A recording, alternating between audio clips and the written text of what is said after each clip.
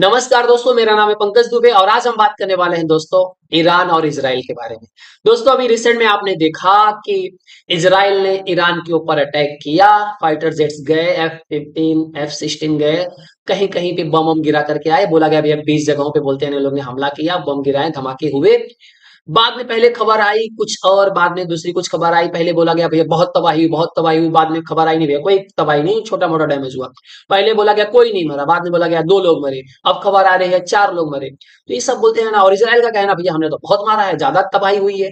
तो सवाल ये उठता है, सब तो ठीक है, तो क्वेश्चन ऑफ द मंथ ये बन रहा है कि ईरान पलटवार करेगा कि नहीं करेगा।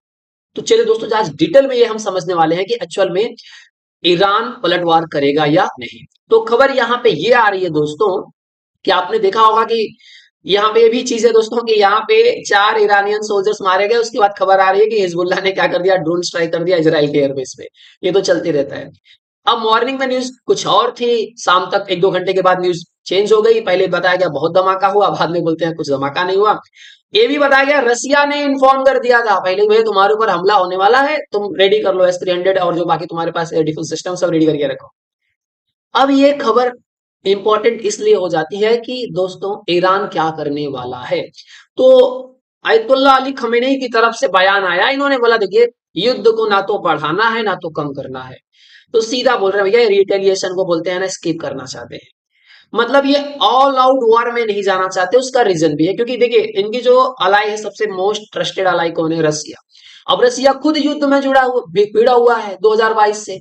तो रसिया ज्यादा मदद नहीं कर पाएगा, और ये युद्ध में कहीं लड़ गए तो ये रसिया की मदद नहीं कर पाएंगे। तो रसिया नहीं चाहता कि भाई साहब ये युद्ध लड़ने लगे, क्योंकि ये युद्ध लड़ने लगेंगे तो रसिया को मिसाइल कहाँ देंगे? ये उनको खुद को मारने के लिए चाहिए ना, इसराइल को मारने के लिए। है ना सच्चा? सही बोल रहा हूँ ना?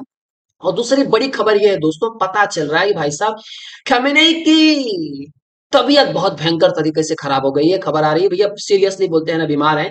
85 ईयर्स के हैं यार, 85 की बैटरी लो हो चुकी है, कभी भी डाउन हो सकती है। तो उसमें ये बोला जा रहा है कि अब इनके जो बेटे हैं वो रिटेलिएशन का प्रोग्राम आगे का देख सकते हैं, क्या करना है क्या नहीं करना है। तो ये है इनके बेटे, इनके इनका नाम है मुस्तफा खमेनेई। और बताया जा रहा भैया कि अगर ये निपट गए तो इनके बाद ये क्या करेंगे, खमेनेई की जगह पे जाएंगे। दोस्तों यहाँ पे आप देख सकते हो कि ये 4 जो बोलते हैं ना सोल्जर्स थे ईरान के, इनकी बोलते हैं ना डेथ हो गई जब इसराइल ने क्या किया, जब एयर स्ट्राइक किया था। तो यहाँ पे दोस्तों बोलते हैं ना एक कहानी बन रही है कि अब आगे होगा क्या। तो ईरान की तरफ से तो अभी तो मैसेज क्लियर आ रहा है कि भैया हम कुछ करने वाले नहीं, बढ़ाने वाले नहीं है। लेकिन कुछ बोलते हैं ना, खेमेनेई का कुछ अलग राग गा रहे हैं, पेजेस्कियान कुछ अलग राग गा रहे हैं, वहां की सेना उना थोड़ा अलग राग गा रही है, पब्लिक कुछ अलग बोल रही है।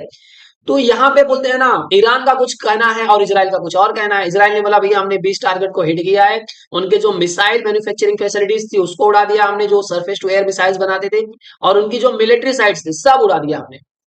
तो और ईरान का कहना नहीं, ज्यादा डैमेज उमेज नहीं हुआ, खाली 4 सोल्जर्स मर गए हैं और थोड़ा बहुत बोलते हैं ना छोटा मोटा जगह पे आग लग गई है। तो यहाँ पे जो दोस्तों बोलते हैं ना, इजराइल ने जो अटैक किया वो खुजिस्तान और इलम, यहाँ पे आप देख सकते हो दोस्तों, थोड़ा सा मैं जूम कर देता हूँ। ये है ईरान, ईरान की राजधानी तेहरान। और ये वाला जो एरिया देख रहे हो दोस्तों यहाँ पे, इस जगह पे इजराइल ने क्या किया, अटैक किया है। अब ये सब तो हो गया सर, अब पब्लिक का प्रेशर भी बनेगा। तो उसके लिए पहले से ही बोलते हैं ना, ईरान रेडी है, क्योंकि पब्लिक बोलेगी भैया बदला लो बदला लो। तो इस तरह से बोल दिया कि भैया कि हमारा जो एयर डिफेंस सिस्टम था उसने क्या किया, उनके बहुत सारे बोलते हैं ना मिसाइल्स को इंटरसेप्ट कर लिया, हवा में इनने उड़ा दिया। कुछ ज्यादा बोलते हैं ना डैमेज नहीं हुआ, लिमिटेड डैमेज हुआ है, तो स्किप करते हैं। अब ये सब तो हो रहा है, प्लस आवाज ये भी आ रही है, कहां से? मिडिल ईस्ट से।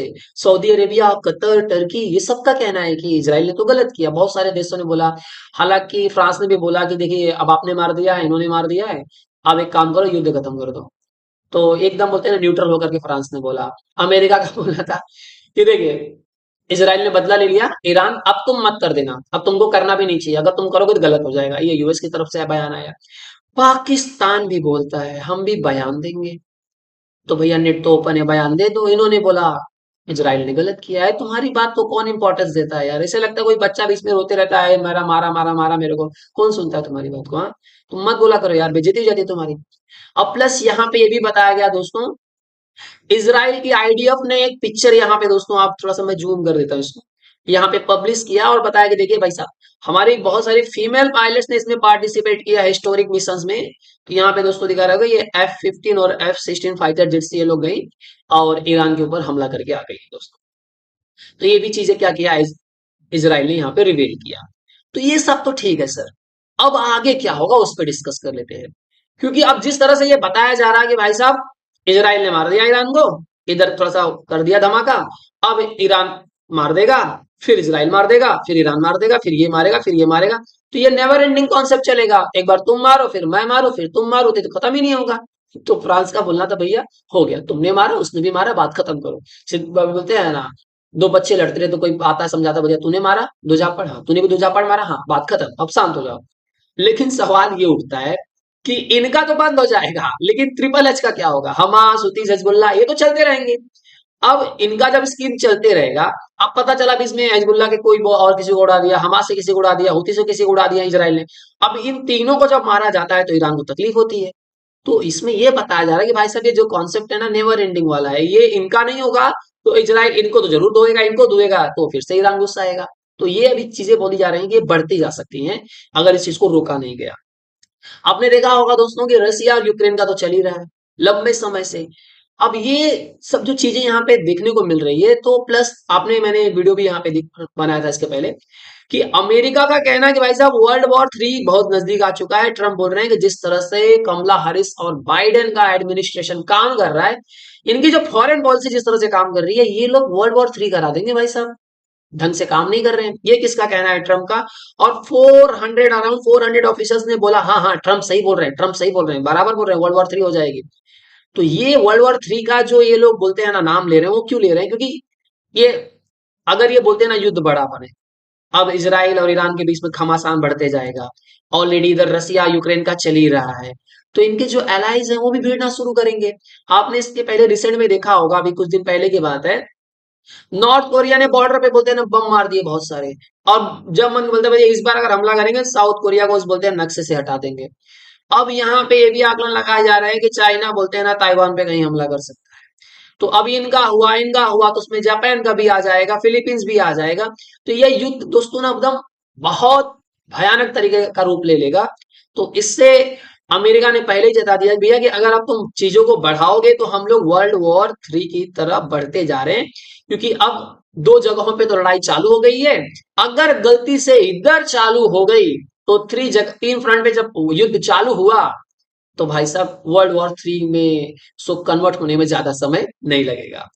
तो आई होप सो दोस्तों ये पूरा वीडियो आपको पसंद आया होगा। दोस्तों अगर वीडियो पसंद आया हो तो वीडियो को लाइक करके हमारे चैनल को सब्सक्राइब कर लीजिएगा।